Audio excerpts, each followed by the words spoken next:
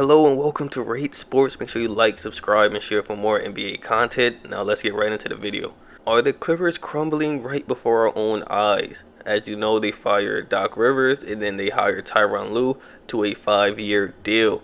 Now, I do not think this was the right move for a coaching position, but Steve Ballmer is doubling down on that decision by saying he is the best coach in the league. Now, I get it, you're supposed to hype up your guys and show them the most support you can, but come on, Steve, there are way better coaches in the league than Tyronn Lue, who has a 1-18 record without LeBron. Now, I do think this was the wrong decision to hire Tyronn Lue because I think, like I said, they need someone who will hold these players accountable, who would be able to shut down the nonsense and the negative attitudes and the negative stuff that's happening in these locker rooms, especially with all these other reports coming out that we'll get into later.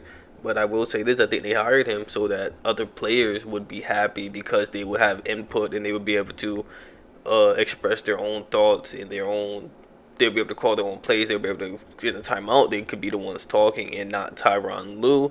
And that is what Tyronn Lue has basically said, as he has said.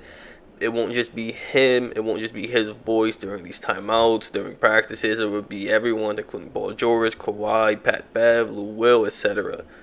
Now, I don't think this is what this team needs. I think they need a flat out, a plain leader in front of them. They need a voice.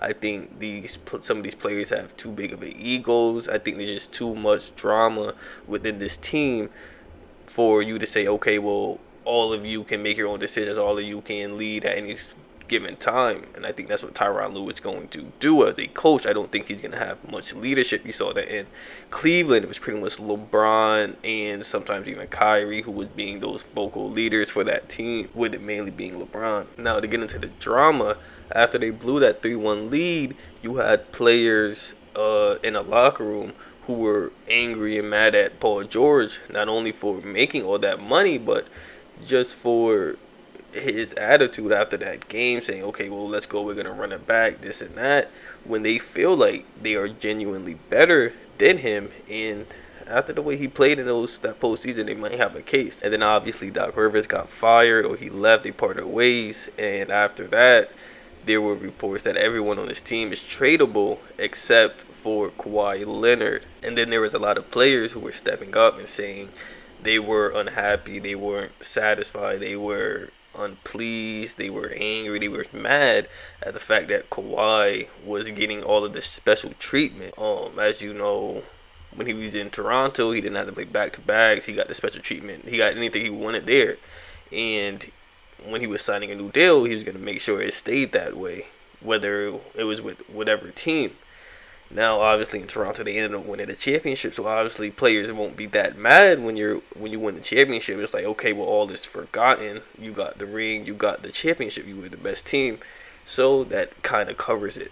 But when you blow a 3-1 lead in a semi-Western Conference Finals to a Nuggets team, as you have been stating throughout the whole season, that you were going to win the championship, you were the best team in LA, then you blow a 3-1 lead, and on top of that, the player getting the most special treatment, Kawhi Leonard, goes 6 for 22, and you cannot have that. And if you do have that, then the coach needs to hold him accountable, but obviously they won't because of that special treatment. They put Kawhi on this pedestal that he is untouchable and nothing negative can be said to him. And I think they will have that same problem next season, if not more, and elevated with Tyronn Lue as the coach, because he won't say anything, he won't do anything to Kawhi, and it will be interesting to see if these players get into an argument over it, or if something happens, what Tyronn Lue does. I'm pretty sure he would just sit there with that blank stare on his face, looking confused and gazed. Now, to continue with some more Kawhi Leonard news specifically, there have been multiple reports saying that he wants a new point guard on that team. Now, this was a complete downgrade from a Kyle Lowry to a Pat Bev. Pat Bev cannot run an offense. I think Kawhi wants a point guard who can control the ball on the offensive end. and not just someone who can go out and try and play defense. I say try because now Pat Bev does a lot of barking, but I don't think he is that productive on the defensive end as it might seem.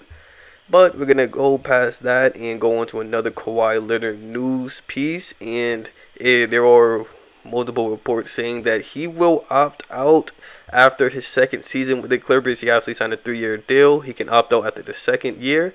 There are reports saying he will opt out and look elsewhere. They are saying he's just that frustrated with this team. Now, it's important to remember that these are all just reports. Some might not be true, some might be true, all might be true, all might be false. These are just reports, what is being reported, and I am bringing that information to you as it comes out. Now, I do believe this team will look different than what it is now because I just don't see them bringing back the same group of guys, especially with these reported locker room issues. And some of these players' egos seem like it's starting to get in the way of the ultimate goal. And it has already been said that everyone is tradable besides Kawhi. So the changes on this team could be from a couple role players, couple bench players, all the way to their second star not being there. So it will be interesting to see how drastic these changes are for next season and what actually happens and how this all plays out. Now I'm going to leave it there. Make sure you like, subscribe for more NBA content, and I'll see you tomorrow.